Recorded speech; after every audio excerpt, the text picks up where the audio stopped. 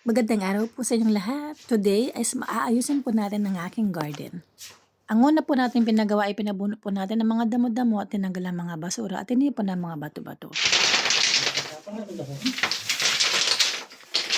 At ako naman ay nangingi lamang ng mga bato-bato sa may construction upang hindi na ako bumili ng grasa. Marami na ako nailibre kaya maraming salamat kay tatay na binigyan ako ng mga ganito.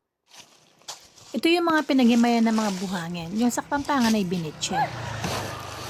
Ayaw ko na silang istorbohin kaya ako na lang ang gumawa. Subalit si tatay sa construction ay naawa sa akin kaya tinulungan ako.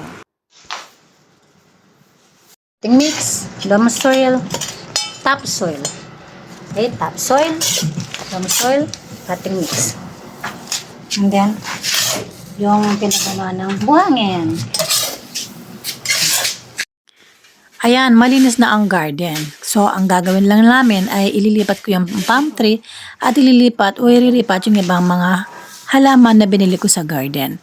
At lagi naman ganun ang ginagawa ko sa mga palm tree. Talaga ang hinahati ko. At ayun na nga, nailagay na namin ang mga bato na hiningi ko doon sa construction. At ayun na po ang kinalabasan niya.